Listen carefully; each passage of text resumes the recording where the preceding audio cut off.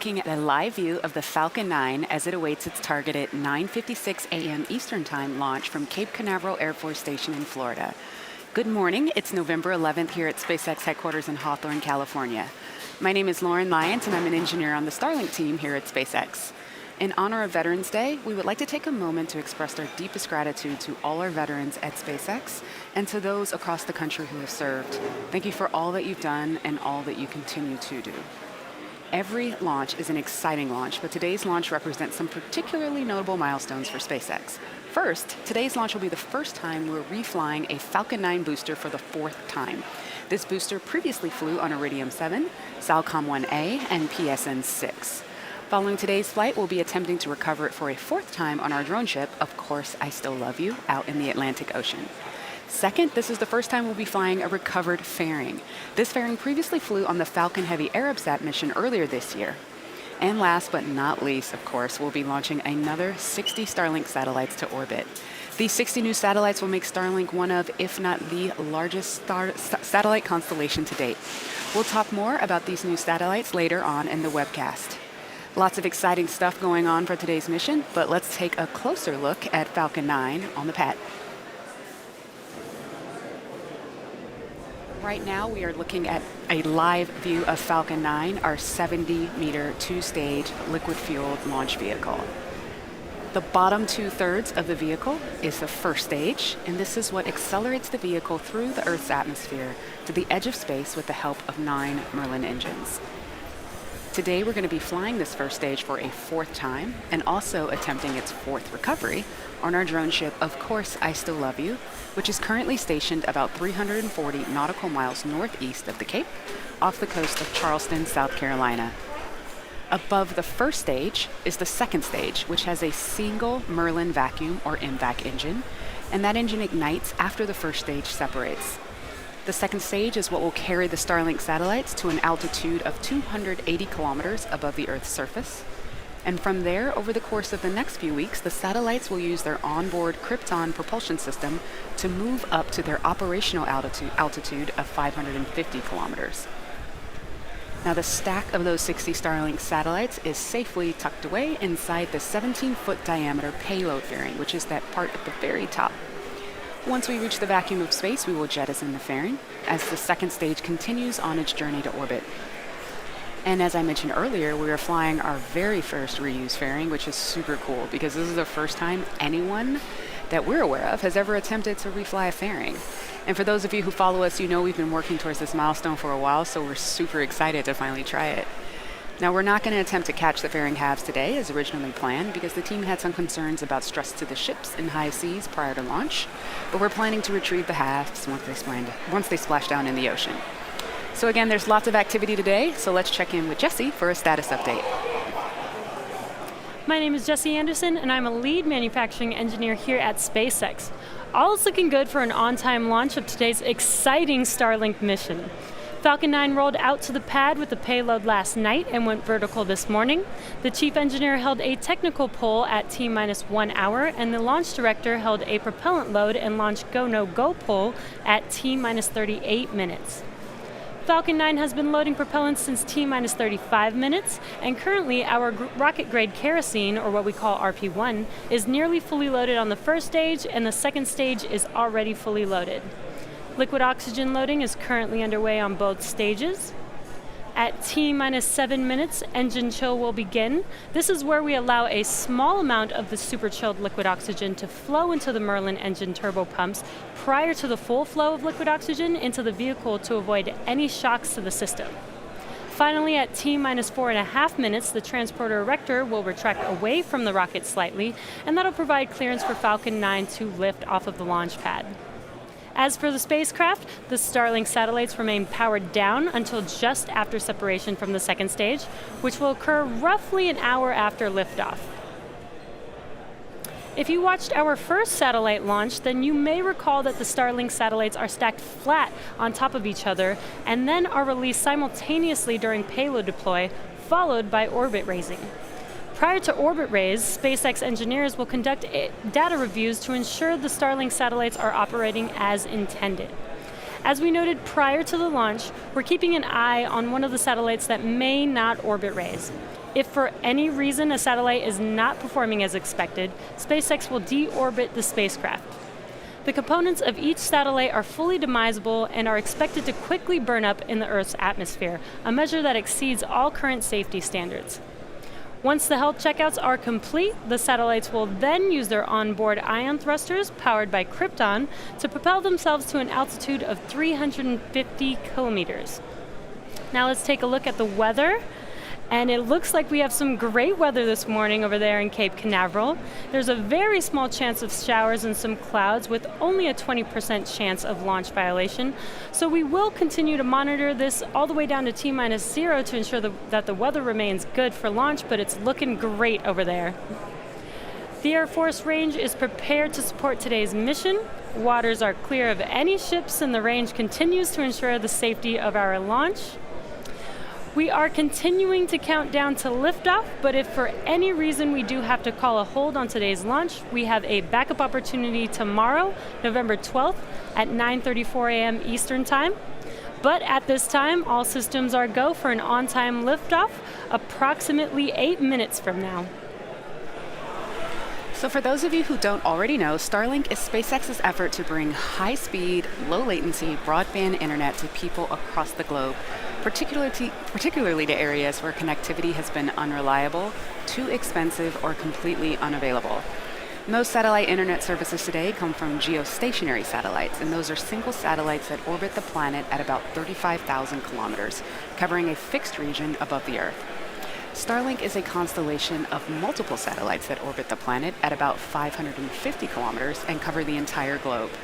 And because they're in such a low orbit, the round-trip data time between the user and the satellite, also known as latency, is much faster than with satellites that are in geostationary orbit. Additionally, each satellite performs autonomous collision avoidance maneuvers throughout its lifetime so that they don't run into each other to create space debris. This is the first constellation to have this advanced capability. In addition, each satellite is fully demisable, meaning at the end of life, the satellite's components are expected to burn up in the Earth's atmosphere. Low Earth orbit satellite constellations at this scale are incredibly difficult to build, but the performance of those initial 60 satellites that we launched back in May has been very promising. In fact, just a couple weeks ago, Elon sent a tweet using the Starlink network for the first time. We still have a ways to go from tweets to 4K cat videos, but we are on our way. Our goal is to start offering service in the northern United States and Canada as soon as next year, expanding to a global constellation after an expected 24 launches. Now, the team responsible for this enormous task is largely based in Redmond, Washington. The Redmond team, along with their counterparts across the company, there they are.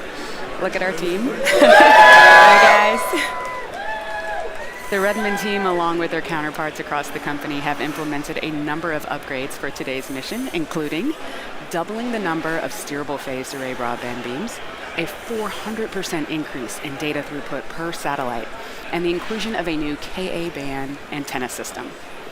Between the satellite upgrades, the first reflight of a fairing today, and this being the first fourth flight of a Falcon 9, there's a ton of cool stuff happening on today's mission, with liftoff just a few minutes from now. Currently 4.5 minutes from liftoff, Falcon 9 is moving into the final stages of the countdown. The first and second stages are both nearly fully loaded with 1 million pounds of kerosene fuel and liquid oxygen. First stage should finish propellant loading at T-3 minutes and second stage at T-2 minutes. At T-60 seconds, be sure to listen in to the call out for Falcon 9 in startup. This means that the rocket's autonomous internal flight computers have taken over the launch countdown. The Starlink payloads continue to be healthy. The Falcon 9 team is tracking no issues on the rocket. Weather is still looking amazing, and the range is green for launch. So let's go listen in to the countdown.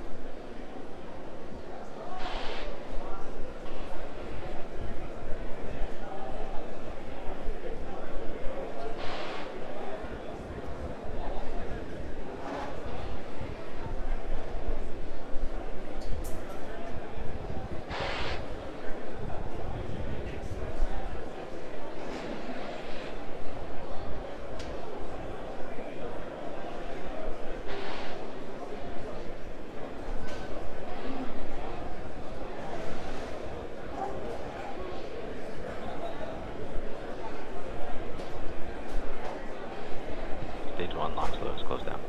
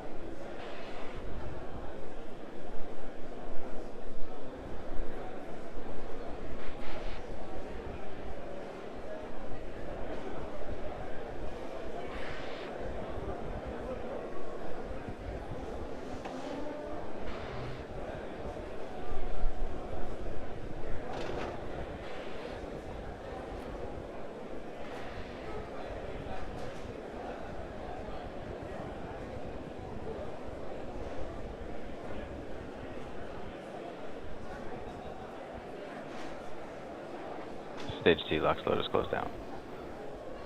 Vehicle's on internal power.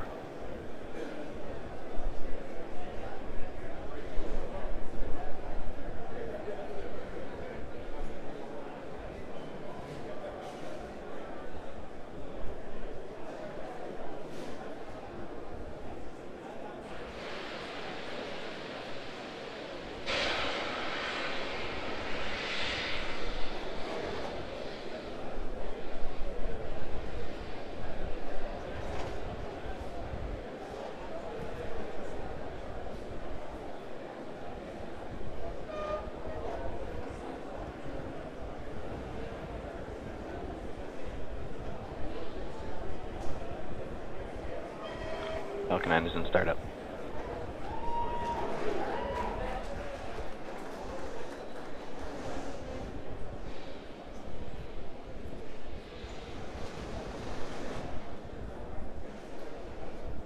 LD is go for launch.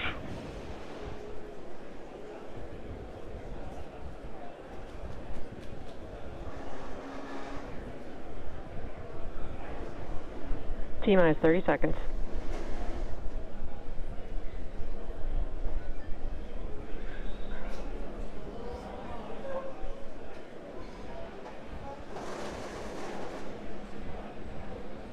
T-minus 15 seconds.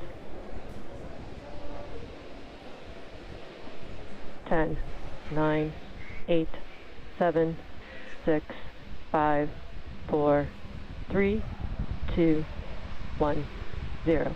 Ignition, liftoff. With gratitude to our veterans today and always, go USA!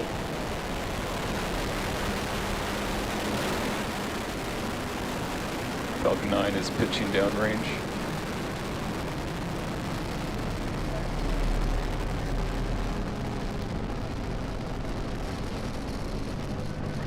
Stage 1 profit is nominal.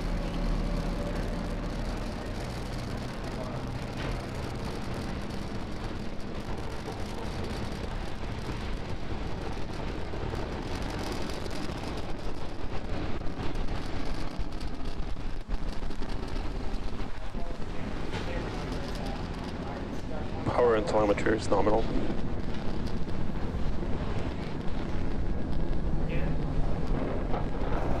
We are T plus 55 seconds into launch, and we've had a on-time liftoff and a beautiful view of the Falcon 9 vehicle making its way to orbit.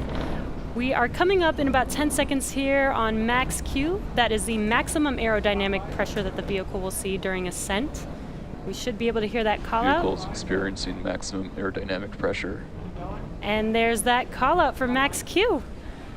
Coming up next is a rapid succession of events, starting off with main engine cutoff, or what we call MECO, followed immediately by stage separation. That's the separation of the first stage from the second stage. And then seconds after will be the lighting of our second stage engine, which we call second engine startup, or SES-1. That is coming up here in about 45 seconds. And back engine chill. And we've got a great view this morning with some pretty clear blue skies, the Earth in the background.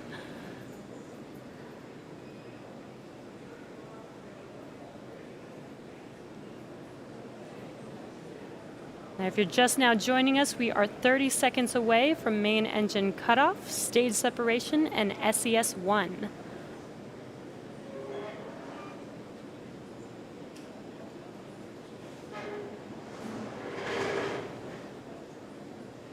What you see on your screen, you should be able to see the stages separate. About 10 seconds here.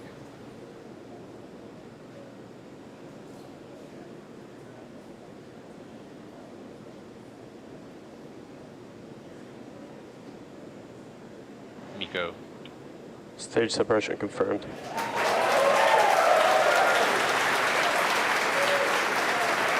There, as you saw on your left screen, we had Miko and stage separation. On your right screen, we should see that second engine startup.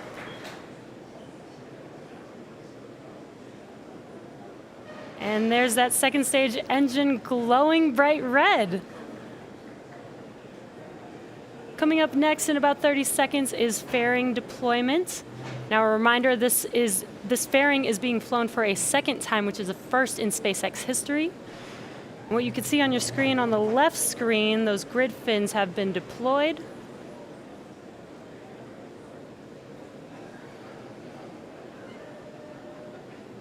And there is our fairing deployment.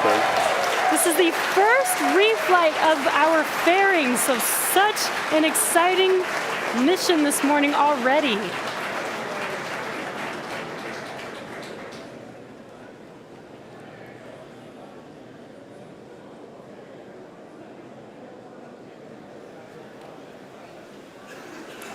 As the second stage continues to orbit with those 60 Starlink satellites on top, stage 1 is making its way home for the 4th time.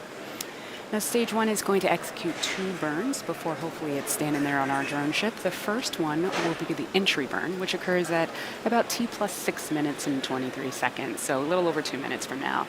That's where we're going to relight 3 of those Merlin engines and slow the vehicle down such that it can safely re-enter the atmosphere. From there, the booster will coast for just under a minute and a half and then execute what is called the landing burn. That is where we're going to reignite a single engine, that E9 engine right in the middle of the booster, slowing the vehicle down to 0 velocity, hopefully standing right there up on the drone ship. Meanwhile, stage 2 continues to fly nominally. We're hearing that MVAC-D power is nominal and continues at full power. Stage 2 pressures, the tank pressures are nominal as well. First and second stage are on a nominal trajectory.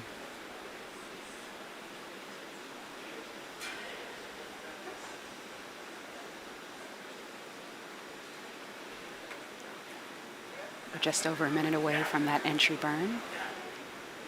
Meanwhile, stage 1. Meanwhile, stage 1 continues to make its way down.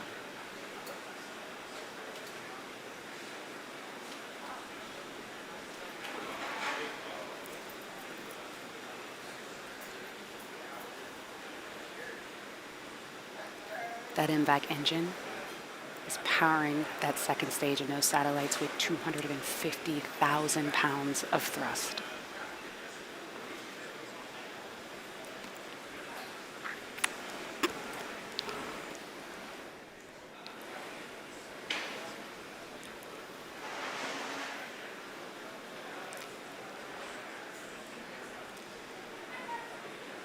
Okay, we're coming up in about 20 seconds on that entry burn. You should be able to see that on the left side of your screen. Meanwhile, stage 2 continues to burn nominally. Stage 1 FTS is saved.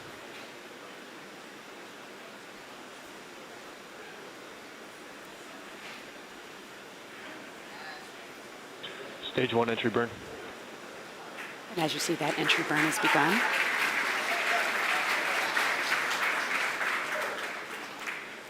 Should go for another 5 seconds or so.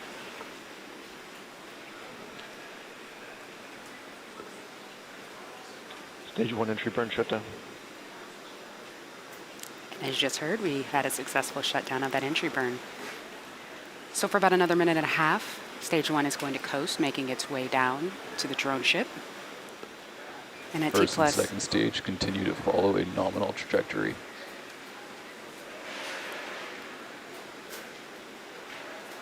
And in just under a minute, that landing burn should start.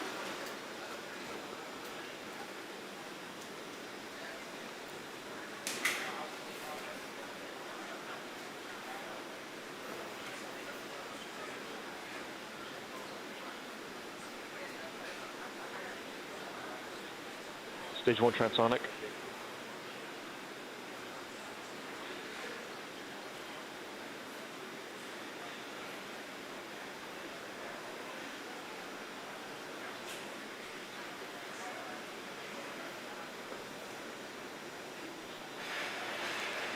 Everything continues to be nominal on stage 2. And in just under 10 seconds, that landing burn should start. Hopefully we'll get some nice on-vehicle video. Stage 1 landing burn. We don't have that video just yet, but that landing burn has started. Second stage has entered terminal guidance. Stage 1 landing leg deployed. It looks like we're not going to get video on the way down. Oh, but we have the drone ship. And wow. The Falcon has landed for the 4th time. Stage 2 Amazing. FTS is safe. These boosters are designed to be used 10 times. Let's turn it around for a 5th, guys.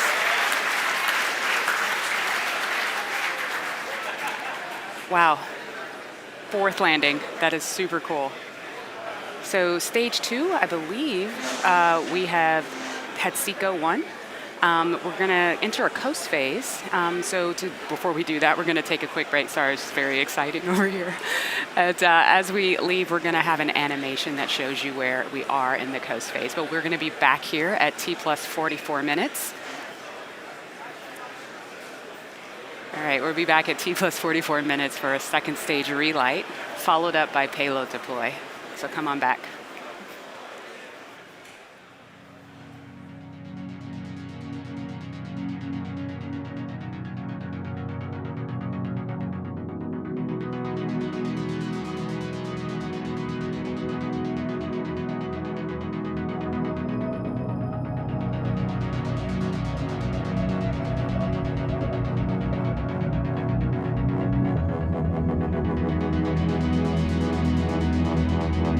Thank you.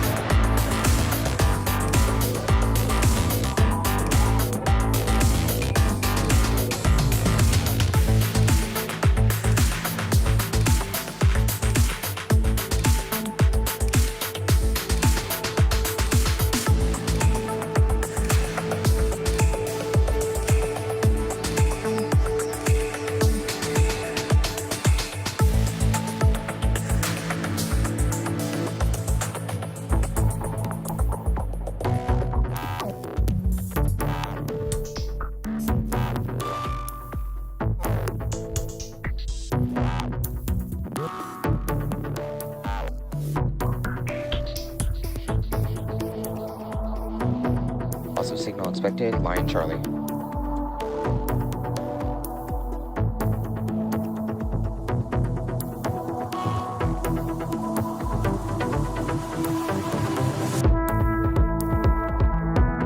False signal expected, go Nelly.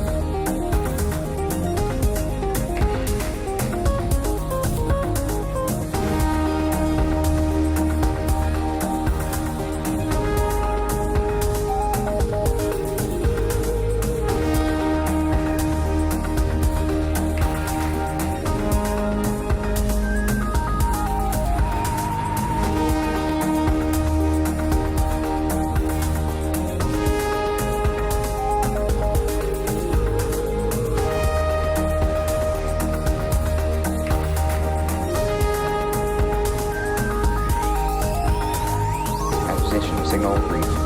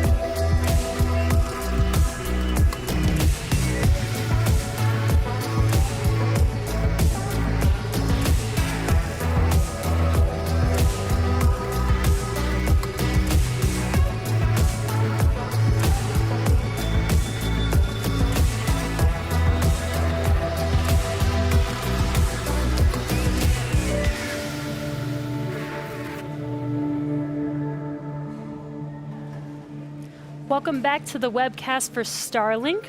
We are having a little trouble with the video on board the vehicle, but we are still getting telemetry, so you may see that video cut in and out a little bit right now. But so far we've had a on-time liftoff, completed the first reflight of a fairing, the first time that we've flown and landed a first stage booster, and we also did confirm nominal insertion or good orbit of the second stage. So coming up next is SES-2 in about 20 seconds from now. And this will be the shortest SES we've ever had, lasting just about 1 second. It's a short burn because the deployment orbit for these satellites isn't much different than our initial parking orbit, so we just need a quick burn to get us there.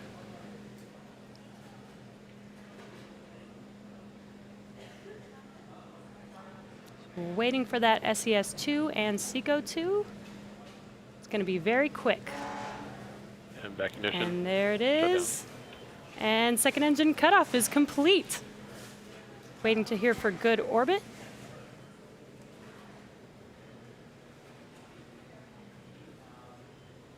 Should hear that call out in a few seconds. Nominal orbit insertion for satellite deploy. And there is the confirmation of good orbit. Now that we're in a good orbit, we'll be coasting for the next 15 minutes or so. So we will be back around T+1 hour for the exciting payload deployment of our Starlink satellites.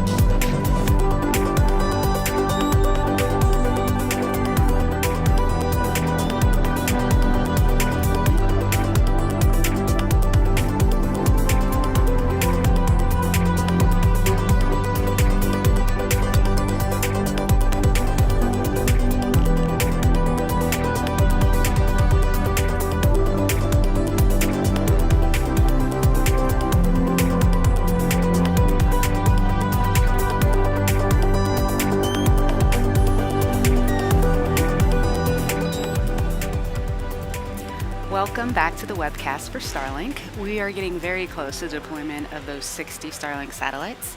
Now, after deployment, the satellites will appear to be kind of clumped together, but that's totally normal. As you can probably imagine, 60 separate separation systems is super inefficient. It adds mass, it adds complexity, and therefore it adds cost. Instead, we deploy them all at once, allowing them to slowly disperse from one another, and to do so without the use of complex mechanisms. They might even bump into one another, which, if that happens, is totally okay. The satellites were designed with this possibility in mind.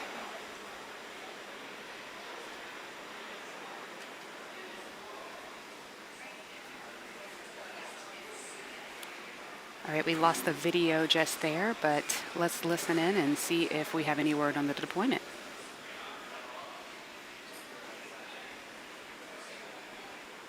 Starlink tension rod release confirmed. And as you just heard, we have confirmation that the tension rods have been released. Let's see if we can get some video of that. That would be really awesome. There we go. Now, as they make their way off, next they'll start to slowly drift apart and then deploy their singular solar array pointed at the sun to begin charging their batteries. And over the course of the coming weeks, the satellites will use their onboard ion propulsion systems to raise their orbit to 550 kilometers, align into their orbital planes, and properly space themselves out to providing internet coverage on Earth. And with that, that brings us to the end of our webcast for today. So to recap, we had a successful 4th launch of a booster and a successful landing of that same booster. We reflew a fairing successfully for the first time. Both of those things are pretty cool, but also cool, you just saw we deployed 60 more Starlink satellites. This puts us one step closer to being able to offer Starlink internet service to customers across the globe, including people in rural and hard-to-reach places who have struggled for access to high-speed internet. Thank you to the 45th Space Wing for range safety, the FAA for licensing today's launch, as well as the FCC for licensing our first operational Starlink satellites.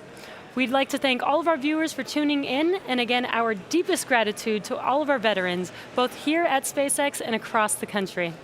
Follow our website and social media platforms for updates on our next missions and milestones. And until next time, I hope you all have a great morning just like we did.